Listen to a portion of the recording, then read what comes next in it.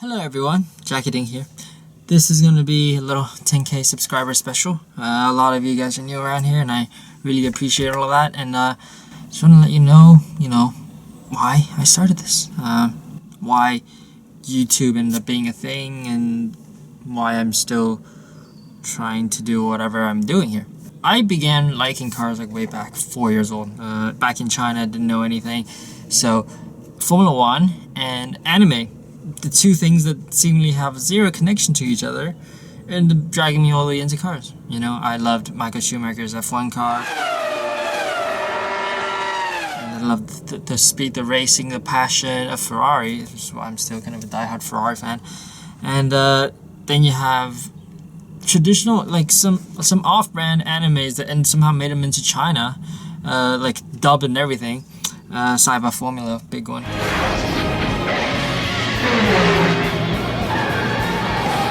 Capital is a pretty big one as well. And then there's also car number 86, Initial D. These shows that showcase speed and passion and just love for racing, and got me hooked. And ever since then, that was it. Little Easter egg.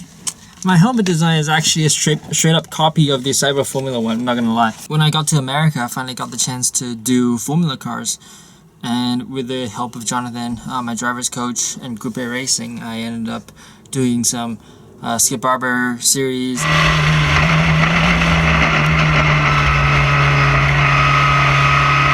And then Formula 3 with Formula Lights, what they call it.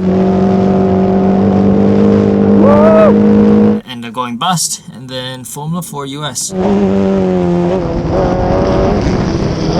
After that, money was dry. It's a lot of money. It's a lot of money. It's enough to buy you a couple of supercars, and yeah, like that's nice. But at the same time, I wanted something else. Like I wanted to see how far I can go. I wanted to see if I can become a professional race car driver.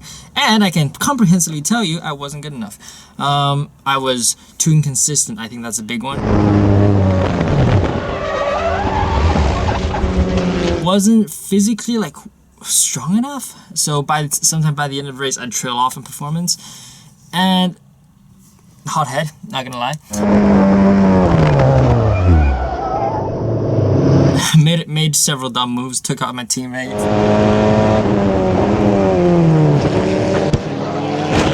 Things you shouldn't do in racing, I've pretty much all done. Not that I'm proud of it. Don't do it, me.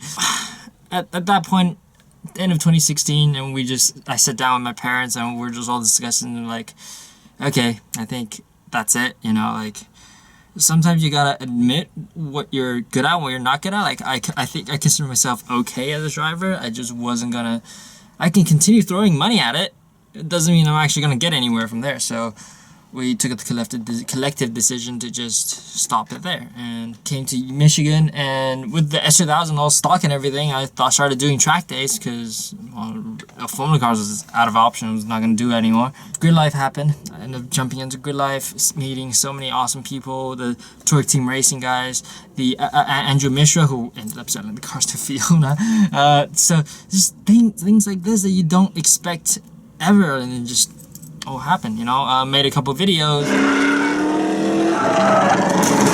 John Ding here, third place. Kinda was pretty good and kept doing it, kept going to Grid Live, loved the people, loved the event, and that all just happened. And suddenly now, look at it now.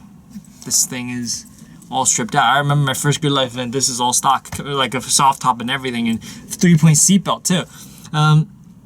Stock tires and brake pads. Oh man, that was fun. Brake one to the floor, brake one to the floor, brake one to the floor.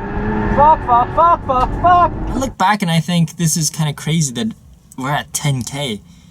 That's a lot of people, 10,000 people. And I just want to say that like none of this would have been possible without you guys. It's as simple as that. Like I wouldn't be here doing Grid Life, doing crazy things with this car and then the upcoming next car without you guys being there and watching it. That was big. So yeah, I really appreciate it. 10k means a lot to me. How did YouTube all started? When I first began racing, I realized that as a Chinese kid here in the US racing Formula cars, which is not that big of a topic, especially if you're junior Formula, nobody is willing to cover it. And least anybody really wants to cover a Chinese kid here. I mean, if I were a U.S. media company, I wouldn't really want to cover that, would I? So I said to myself, okay, fine. Nobody's gonna be willing to cover me so I can get more sponsors. I will cover myself. So that's how YouTube began. I started uploading YouTube videos because, well, that's kind of like you showcase your driving and then you get people to see you and then you get more sponsors, right? That's kind of the mentality. But I remember taking a high school class for filmmaking and I thought, this is really fun, you know? You're using video to convey a story. And that kind of got me hooked. So ever since then, I kept trying new things, you know? When I started uploading, you know, full-length race footage, I thought that was too long and too boring. So what do? I cut them down to a highlight. Cool. Highlight, still kind of, you only get some of the idea, but you don't get all of it. Okay, what do? You add captions, the little, you know, line down there. What if that isn't even enough, you know? Like, you don't get the backstory, you don't get the build up to the story. Okay, what if we film more during the weekend to complement whatever is happening on track? So you get a kind of like a race weekend, you know, what they call a race weekend recap. And that turned out to be the alternative F4 show that I did with Scotty, which ended up kind of becoming like the form of whatever I'm doing right now. Even that series, if you look back, it's all of the videos are like 700, 800 views, and that's it. Because honestly, nobody is putting that much attention on that. Versus the moment I brought whatever I was doing, okay, to Grid Life, which was becoming a pretty big thing in 17, and an S2000, which thankfully, thank God, was a big car, was on YouTube per se. It's got a loyal backing to it. You guys are willing to watch it, and you guys gave it a chance and found this dinky Chinese kid, whatever the hell he's doing, and we just kind of got here, right?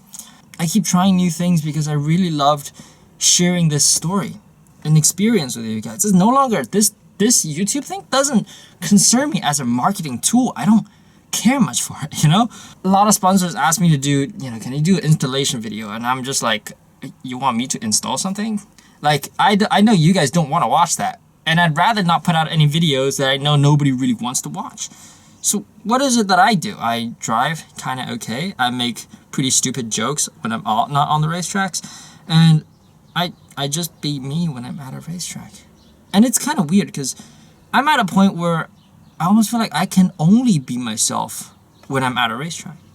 Like when I'm everywhere else, I'm just waiting to go to the racetrack so I can be myself. Luckily, whenever I'm at the racetrack, the camera's rolling. So that's me and myself, you know? I don't want to make YouTube into a thing where I'm making videos for the sake of making videos. And sometimes, like, to do YouTube properly and to do it successfully, that's what you have to do. You have to make those videos, even though sometimes you may not even want to. But I don't want to do a daily vlog of me driving through the city. Like, oh, taking my supercharged S2000 race car through Ann Arbor. Oh, look at people like reacting. Ah, look at the kind of video was just like, what the I ain't doing that, you know? Like, what do I want to do? I'm taking this car to the Nürburgring.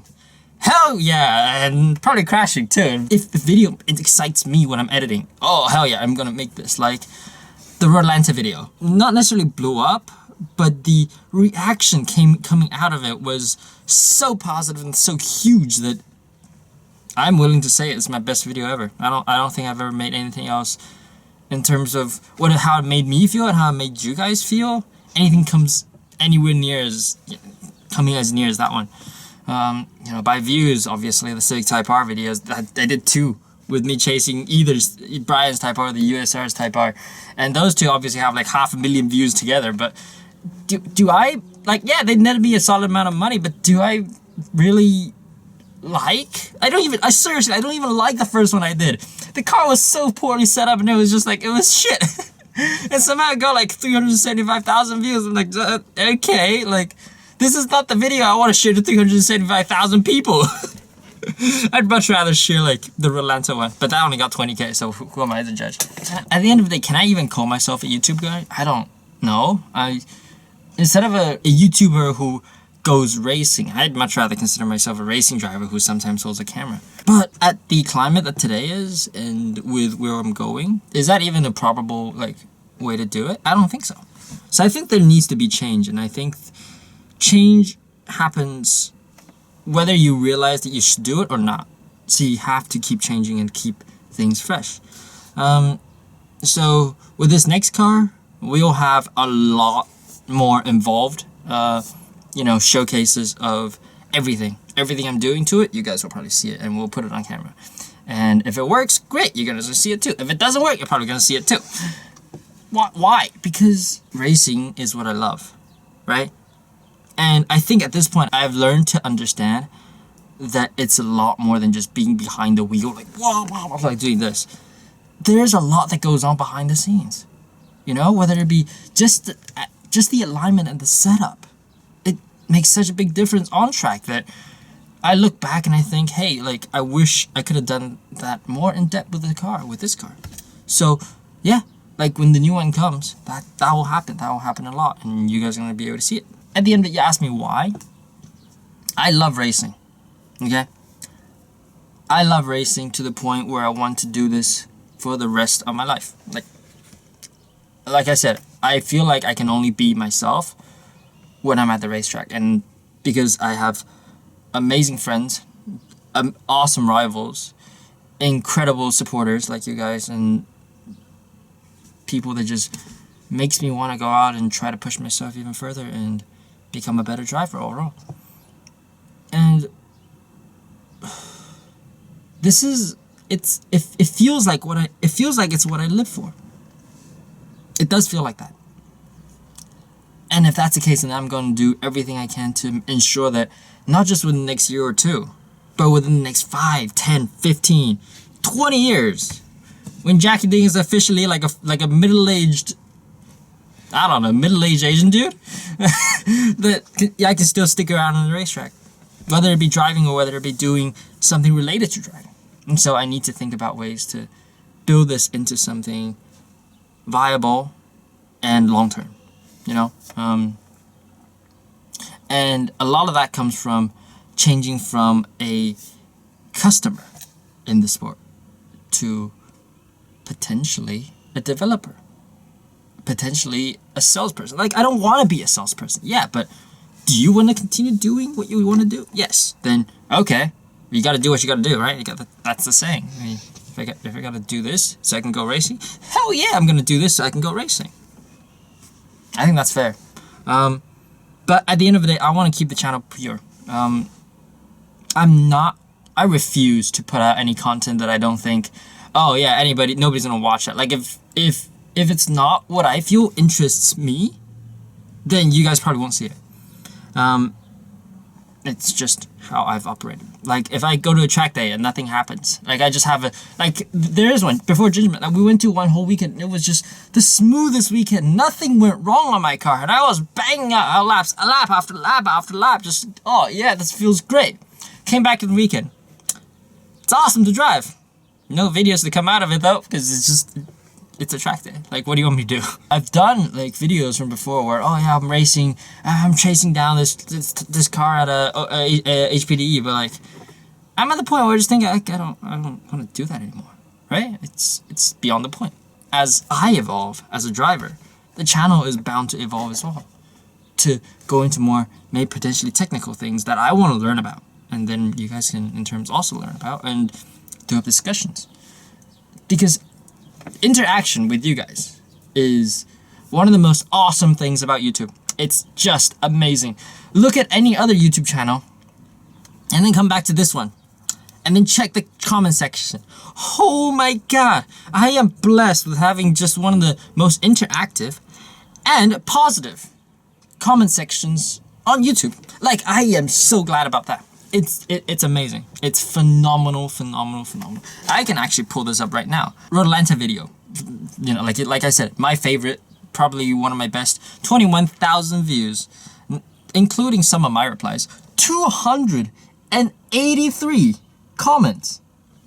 That's mad. That's insane. And more than 1,200 thumbs up, which is just like, oh my god.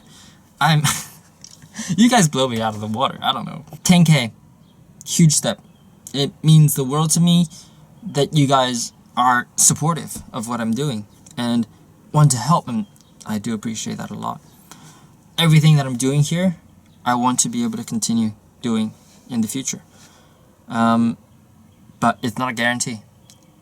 We're gonna have to work our asses off to make this happen, and you bet I will. I can guarantee you the channel will be alive and I'll be racing to the end of 2020, to the end of next year. But whatever happens after that, I don't know. I have zero idea. And if we end up showing up on the grid in 2021, awesome.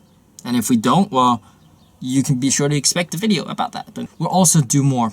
The channel name might not even just stay Jackie Ding either. It might be Jackie Ding JD86 or something. I don't know. Why? Because it's expanding. 10K is huge. But I want to expand. I want to do more. Not just time attack. I want to do drifting. I want to do circuit racing. If I get the chance to do anything, you guys are going to come along with me. Maybe even endurance racing. That's been a freaking awesome. That's been a dream that I've been wanting to try for so long. So anything with cars, we're probably gonna do them. Except we added like negative 20 degrees of camber and like crawl on the ground. That we're not. That I don't know. No. So we are working on getting a shop around the Chicago area. Potentially that'll be happening. We'll call it a shop. It's more like a storage area, so we can actually go in and do shit. You know, so I don't have to be around out in the elements trying to change brake rotors when it's pouring with rain before an event. I get it like a closed shop. Perfect. We'd be able to do that. I want to be able to feature more time attack cars and other competitors who is either my rival or my friends or supporters or just any people at Grid Life. Perfect. You know, so if you guys are based around Chicago area, sure, hop onto our little place. We can do a video feature. I want to show off every cool thing about it and all your stories. And if you're at a Grid Life and we have time and my car's not broken, sure, I'll be able to swing by and we can do a video right there, right then. It's things like this that make me excited. That makes me happy that there are people that help me. You know, like James Howden just handing out his old rotor. Like, go on, like, make that session, you got this. Andy Smidgar showing out of nowhere. Yeah, just get in the car, I'll fix your car for you. That's the Grid Life spirit. And it's amazing. It's genuinely amazing, and I don't know of a better way to give back to the community than with you guys, sharing the stories with you guys. I still have trouble considering myself as a YouTuber, but it might be time you start accepting that role, and you just keep going on with it. And it's cool. We're in the middle of something big. I feel it. What Alex, Fiona, I are doing here is we want to turn it into something big. I remember when I had my first 100 subscriber and I was jumping up and down, running around the house, yelling, "Mom, I'm famous!" And now we got like 100 times of 100. I'm like, ah. When I saw it's nuts. It blows my mind to think that we even got here. And it blows my mind that so many of you are willing to be a part of the journey, be a part of this adventure, be a part of this quest to become something different and something new. So, S2000 content, yeah, you'll still be seeing those, because Fiona's car is gonna get a whole lot more scarier very, very quickly. I'm super. I want to spoil the surprise, but I can't.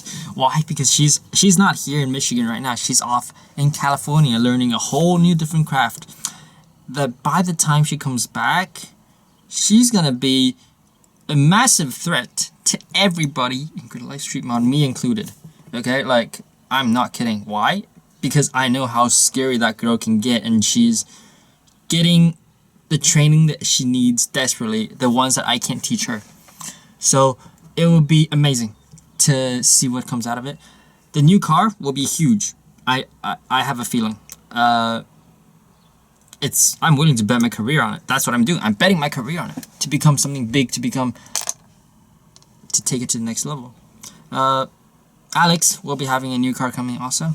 So suddenly we're all putting our very, very best into this and investing into PhD, into this program, into becoming something better and bigger and more awesome than ever. So I wish you guys stay around. Who knows? Might not even be that long until we get to 100K. Or it'll take for fucking ever, and I won't get there until I run out of money. But we'll always give our best shot as ever. And thank you all very much for watching this long rant / monologue. And I appreciate you guys for all the little comments, all the little thumbs ups, all the shares, all the kind messages, all the Patreon supporters, all the everything. It's just everything, all the help that I see random guys helping out, just jumping into the pits when the car is not working right, coming in here, helping, lending a hand. It's genuinely phenomenal, and thank you for being part of this, and I'll be giving my all from here, as usual. Thank you all, and see you all next time. I will take you